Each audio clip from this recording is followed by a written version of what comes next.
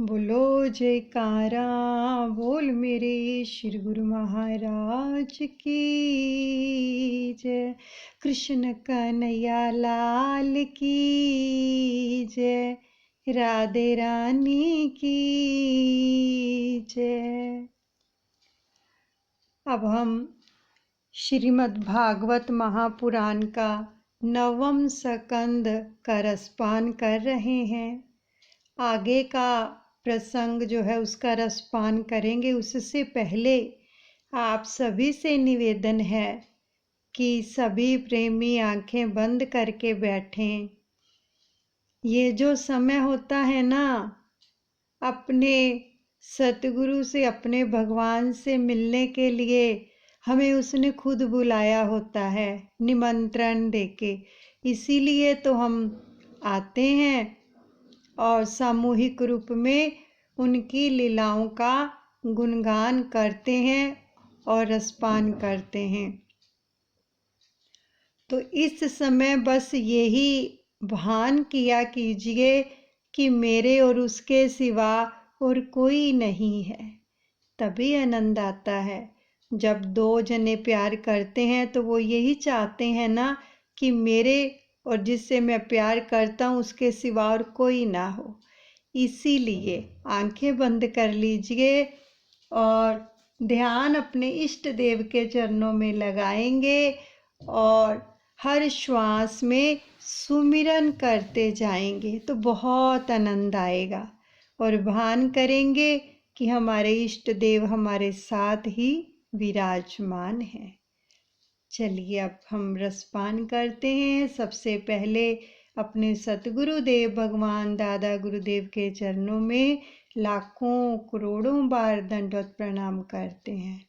राधे रानी और कृष्ण कन्हैया के चरणों में भी दंडवत प्रणाम करते हैं। हरे रामा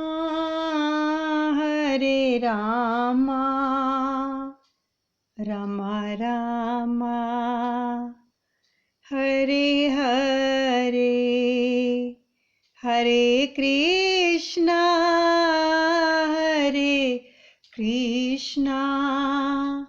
कृष्णा कृष्णा हरे हरे।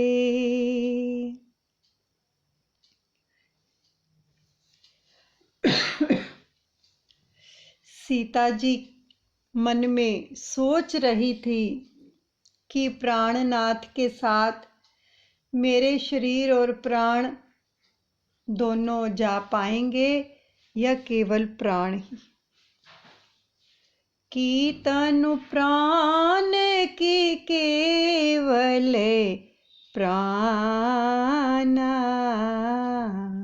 धैर्य से सीता ने कहा, आपकी बात वैसे ठीक तो है, किंतु नारी का आधार मात्र एक पति ही होता है। यदि आपको ऐसा क्या फरमा रही हैं सीता जी कि एक नारी का आधार एकमात्र पति ही होता है। यदि आपको ऐसा विश्वास है कि आपके विरह में 14 वर्ष तक जीवित रहूंगी तो मुझे यहाँ छोड़कर जा सकते हैं। आपके विरह में मेरे प्राण चले जाएंगे सो मैं तो भाग्यशाली ही हूँ, किंतु मेरे शरीर पर भी आप कृपा कीजिए। और तो क्या कहूँ, आप तो अंतर्यामी हैं। रामचंद्र जी ने सोचा कि इसे यहाँ रहने का अति आग्रह करूँगा तो यह प्राण त्याग करेगी। ठीक है, मैं तुम्हें अपने साथ ले जाऊँगा। कौशल्या ने कहा, बेटे मेरी सीता को क्षण मात्र भी अकेली ना छोड़ना। मैं तुम्हारे इस मनोहर युगल का दर्शन अब फिर कब कर पाऊंगी। तभी लक्ष्मण भी वहां आ पहुंचे। राम ने उससे कहा, लक्ष्मण माता पिता आदि की भली भांति सेवा करना, लक्ष्मण, मेरे माता पिता तो आप ही हैं। लक्ष्मण ने कहा प्रभु राम से, यदि आप मेरा त्याग करेंगे तो मैं किसकी शरण में जाऊंगा? मेरा त्याग मत करो। जल बिना मछली शायद जी सकती है, किंतु राम सीता के बिना मैं जी नहीं सकता। राम भी जानते थे कि लक्ष्मण उनके बगैर रह नहीं सकेगा, तो उन्होंने लक्ष्मण से कहा, माता सुमित्रा की जो है आज्ञा ले आ। तो लक्ष्मण जी ने माता से सभी बात की। सुमित्रा ने कहा, कैकई तूने तो अयोध्या उजाड़ दी। लक्ष्मण से कहा, गच्छ तात यथा सुखम। लक्ष्मण, मात्र तुम्हें ही अपनी सेवा का लाभ देने के लिए राम वन में जा रहे हैं। अनन्य भाव से तू राम सीता की सेवा करना। पुत्रेवती जवती जग सोई, रघुपति भगति जासु सते होई। माँ ने कहा, लक्ष्मण मेरी अनुमति है। अवध तहाँ जहाँ राम निवासु, वहां उर्मिला आई। एक भी शब्द वो बोल ना सकी। उर्मिला लक्ष्मण की पत्नी मन ही मन प्रणाम किया। सीता, राम और लक्ष्मण दशरथ के पास आए।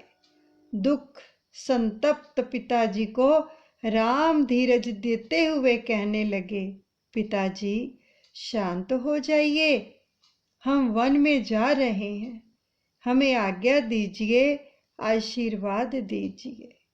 इस समय का वर्णन कौन कर सकता है? दशरथ तो मूर्छित से ही थे। कैकई कहने लगी, मेरी आज्ञा ही पिता की आज्ञा है, वे स्वयं तो कुछ भी नहीं कह पाएंगे। कैकई की आज्ञा से जो थे वलकल लाए गए और राम, लक्ष्मण और सीता अपने राजसी वस्त्र छोड़कर वलकल धारण करने की तैयारी करने लगे। इतने में वहां वशिष्ठ जी आए। उन्होंने सीता जी का वलकल छीन लिया और कैकई से कहा, तुमने राम को वनवास दिया है, सीता को नहीं। सीता तो हमारी राज्य लक्ष्मी है। अयोध्या की प्रजा दुख के मारे व्याकुल हो गई। राम ने जनता से कहा, मेरे माता पिता की सेवा करो, जो उनकी सेवा करेगा वही मुझे प्रिय होगा। वशिष्ठ जी आए और कहा, वशिष्ठ जी आप सबकी रक्षा करेंगे, किंतु प्रजा तो कहने लगी, जहां हमारे राम होंगे वहीं हम भी होंगे। राम, लक्ष्मण, सीता ने वन की ओर प्रयाण किया। कैकई ने कहा कि राम तो गया और साथ साथ अयोध्या भी उजाड़ता गया। जहां तेरा मेरा अपने पराये का भेदभाव है, वहां भगवान विराज नहीं सकते। दशरथ मूर्छा से जागृत हुए तो उन्हें समाचार मिला कि राम वन की ओर चले गए हैं। ओहो, मेरा राम गया तो मेरे प्राण क्यों अब तक बाकी रह गए। अजहू ननिक से प्राण कठोर, मंत्री जी मेरा स्वर्ण रथ ले जाओ। राम से कहो कि वह पैदल ना जाए, रथ में बैठकर ही जाए, मेरी आज्ञा है। 2-4 दिन उन्हें वन की सैर कराना, फिर सभी को अयोध्या वापिस लाना। यदि राम वापिस ना भी आए तो सीता को तो अवश्य ही लेते आना। दशरथ की इस आज्ञा को शिरोधार्य करके मंत्री सुमंत रथ लेकर राम के पास आए और कहा, आपके पिता की आज्ञा है कि वन पैदल नहीं, रथ पर बैठकर जाइए, अयोध्या उजड़ गई है। सभी तमसा नदी के किनारे आए और मध्य रात्रि का समय था। सभी गहरी नींद में थे। राम ने मंत्री जी से कहा कि ये सब सोए हुए हैं, धीरे से रथ चलाइए कि जिससे कोई जाग ना जाए। हम यहाँ से चल दें। भगवान शंकर को प्रणाम करके रामचंद्र जी ने वहां से आगे प्रयाण किया। प्रातःकाल हुआ तो राम का रथ श्रृंगवेरपुर के पास आ गया। इधर जो थे प्रजाजनों ने जागकर देखा तो राम का कहीं पता नहीं था। वे सब व्याकुल होकर विलाप करने लगे। तो श्रृंगवेरपुर के राजा को राम के आगमन का समाचार मिला। गुहुक वहां आए और प्रभु ने गुहुक का स्वागत किया और गुहुक ने रामचंद्र से निवेदन किया, मेरा राज्य आपका ही है, मेरे यहाँ पधारिए, मेरे नगर की को भी पावन कीजिए। रामचंद्र जी 14 वर्ष तक, रामचंद्र जी ने कहा कि 14 वर्ष तक मैं किसी भी नगर में प्रवेश नहीं कर सकता। एक दिन व्रत किया और दूसरे दिन फलाहार। रामचंद्र जी मंत्री जी से कहने लगे, अब आप अयोध्या वापस लौटो। विपत्ति के समय में भी महापुरुष धैर्य रहित नहीं होते हैं। मेरे पिताजी से मेरा प्रणाम कहना। सुमंत ने कहा, सीता जी को तो मेरे साथ भेजिए, सीता जी दशरथ का बड़ा आधार होंगी। सीता जी ने कहा, मंत्री जी मैं नहीं आऊंगी, मैंने जनकपुरी का वैभव भी देखा है और अयोध्या का भी देख लिया, मैं तो वहीं रहूंगी जहां मेरे पति को रहना है। सुमंत अकेले ही लौट आए। राम ने राजा गुहुक से वट वृक्ष का दूध मंगवाकर केश में डाला और जटा बनाई। रघुनाथ जी तपस्वी हो गए। गुहुक यह देख ना सके और मूर्छावश धरती पर जा गिरे। गंगा पार करनी थी सो गंगा किनारे आए। लक्ष्मण ने केवट को पुकारा और पूछा, क्या तू हमें पार ले जाएगा? केवट अपनी नौका में से ही कहने लगा, मैं तुम्हारा मरम जानता हूँ। लक्ष्मण ने कहा, अरे भाई कौन सा मरम जानता है तू? केवट ने कहा, राम के चरणों की धूलि से के स्पर्श से जो पत्थर की अहिल्या सजीव हो गई।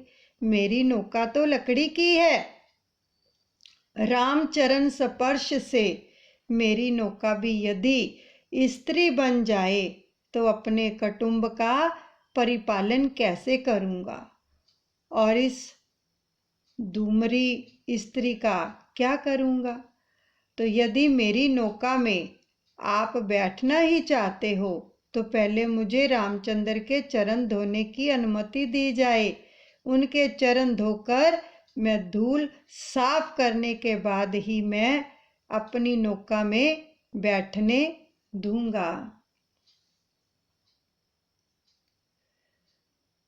कितना सुंदर प्रसंग आ रहा है। इन सब लीलाओं को ना अपने हृदय में अंकित करके देखो कि ये लीलाएं प्रभु की हमारे सामने हो रही हैं। श्री राम जय जय राम। श्री राम जय जय राम। श्री राम जय जय राम।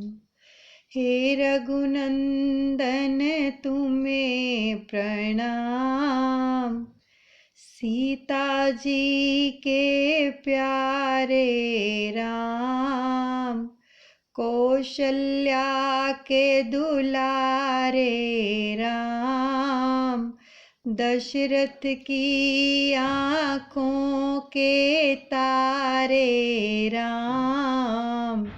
श्री राम जय राम, जय जय राम।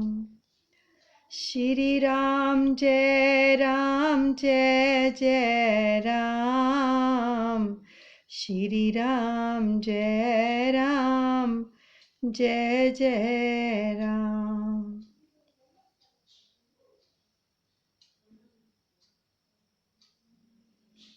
केवट राम के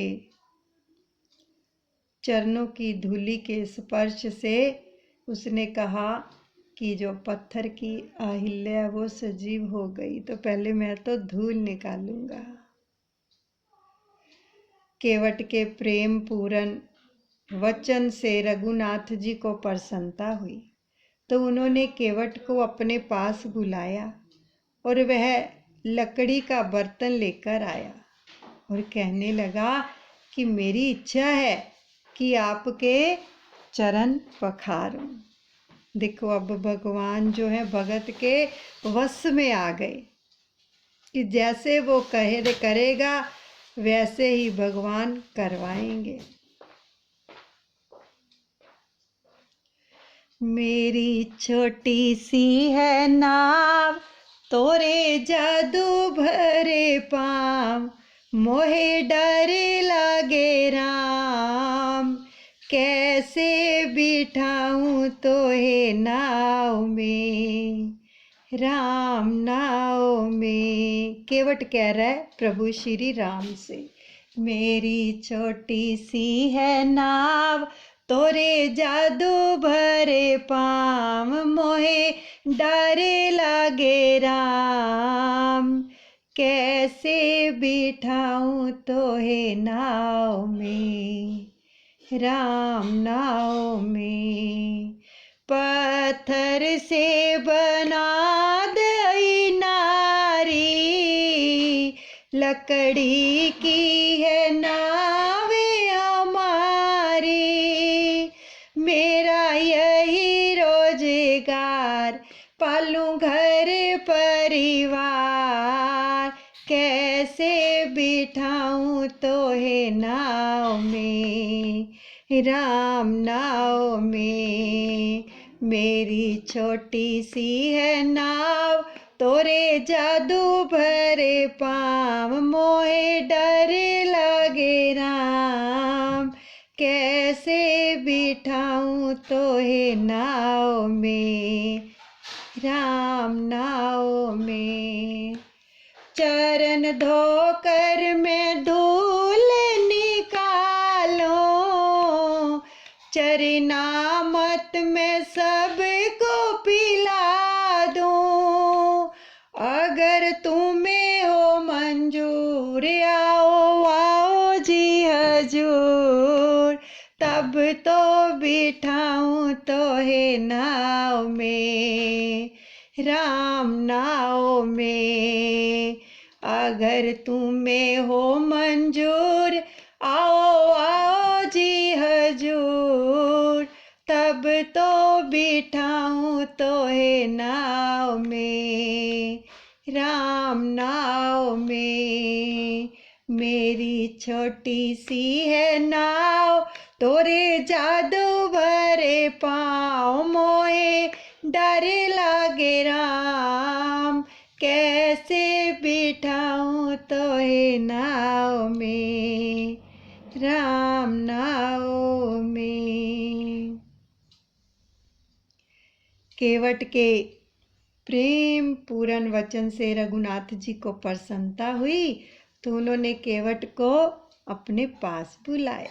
वह लकड़ी का बर्तन लेकर आया और कहने लगा कि मेरी इच्छा है कि आपके चरण पखार।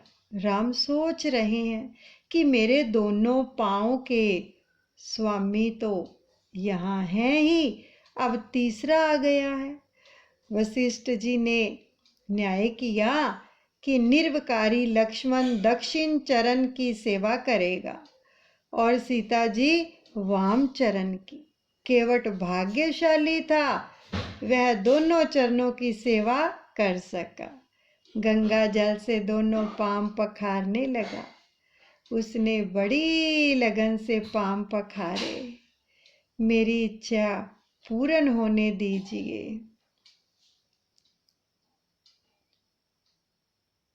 जिन चरणन की चरण पादुका भरत रहो लो लाई, सोई चरण केवट धोय लीने तब हरि नाव चलाई।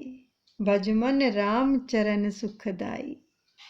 यह केवट पूर्व जन्म में क्षीर समुंदर में जो था कच्छप था और वह नारायण की चरण सेवा करना चाहता था, तो लक्ष्मी जी और शेष ने अनुमति नहीं दी। शेषनाग ने और लक्ष्मी ने उसको अनुमति नहीं दी।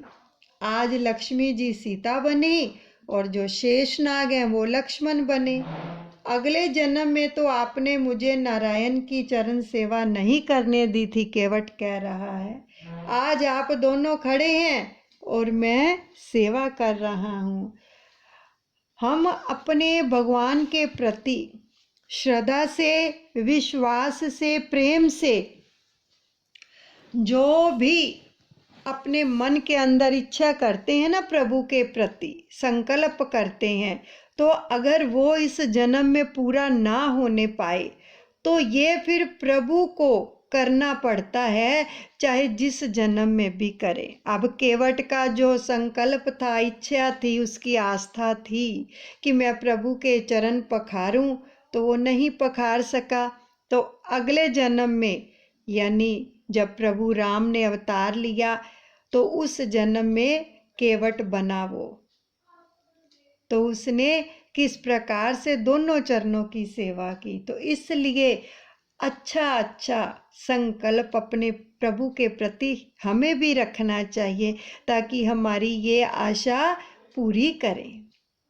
और सच्चा संकल्प होना चाहिए, सच्ची आशा, सच्ची श्रद्धा, सच्चा प्रेम, पवित्र प्रेम, वो प्रभु जरूर पूरा करते हैं, जरूर, अवश्यमेव।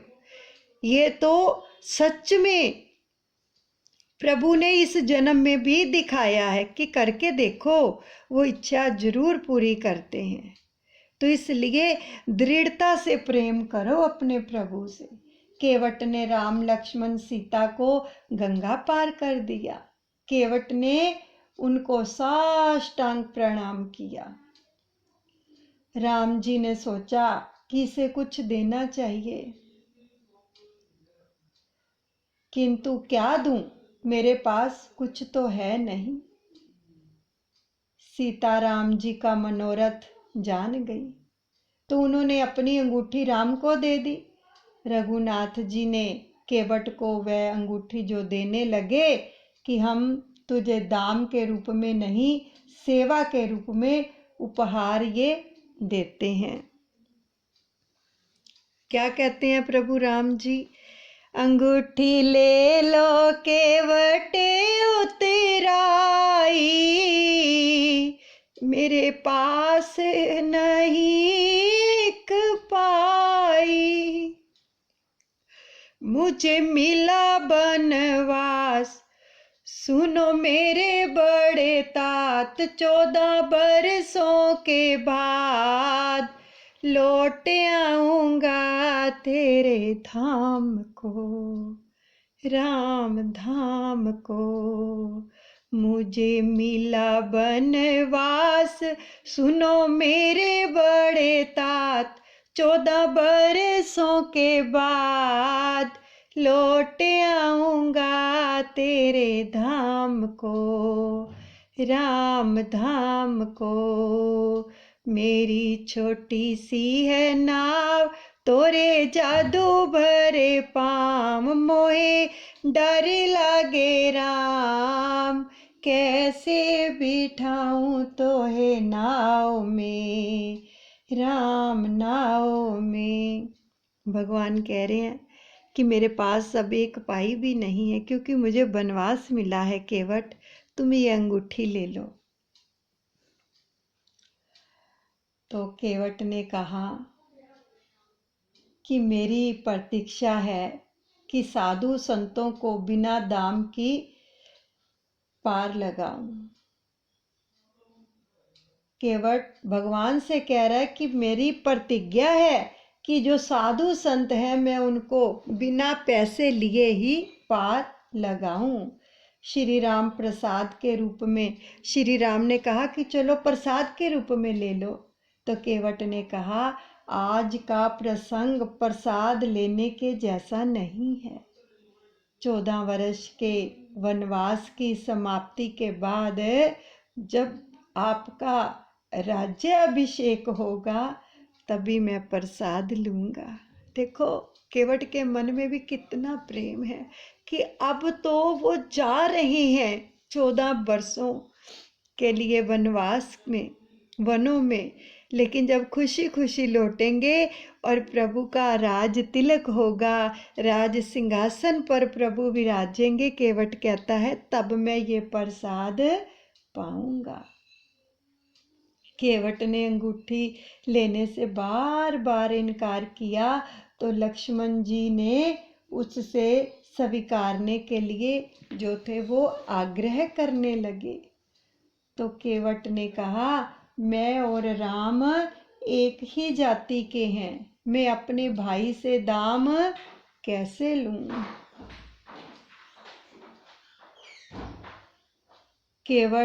केवट से उतराई क्या लेता है।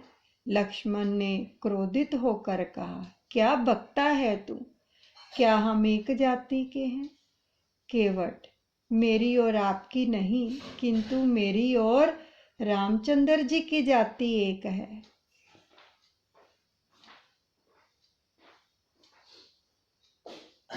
मैं गंगा नदी का केवट हूँ, लोगों को गंगा पार कराता हूँ।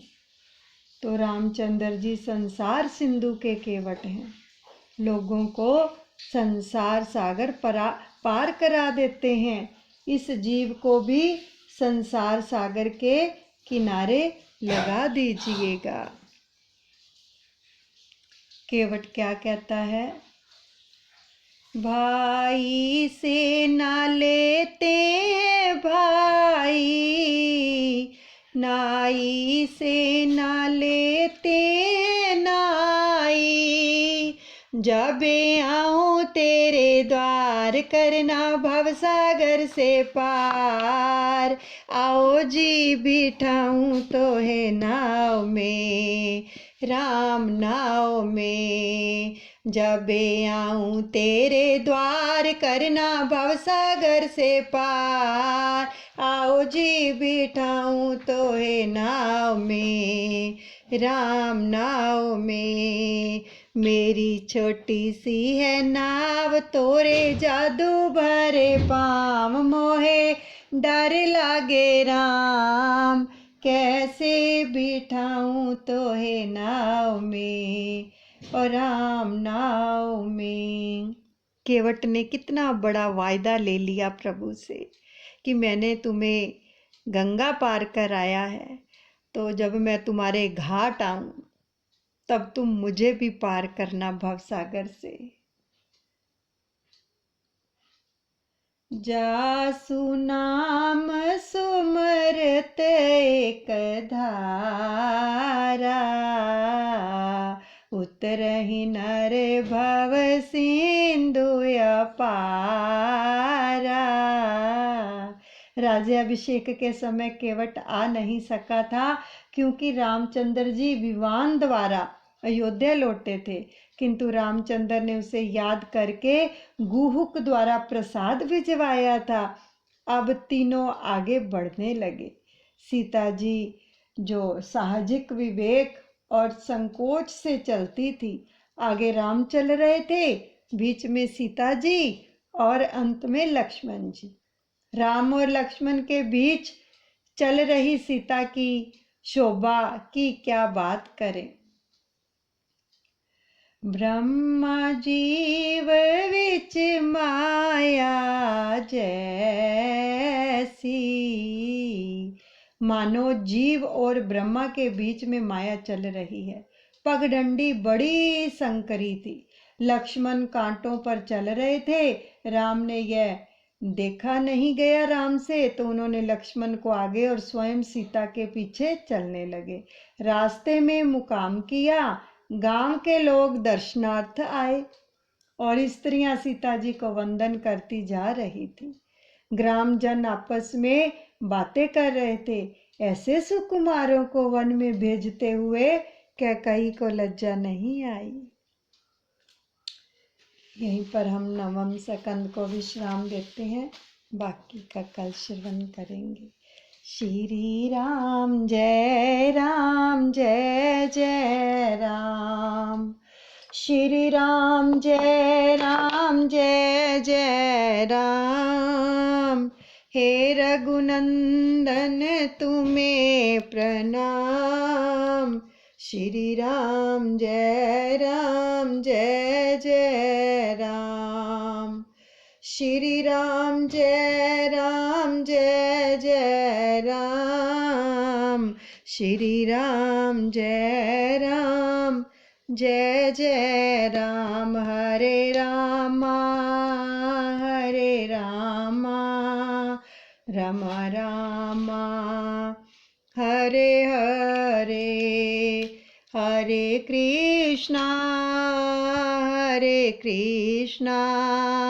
कृष्णा कृष्णा हरे हरे। बोलिए सतगुरुदेव भगवान की जय। कृष्ण कन्हैया लाल की जय। जुगल जोड़ी सरकार की जय।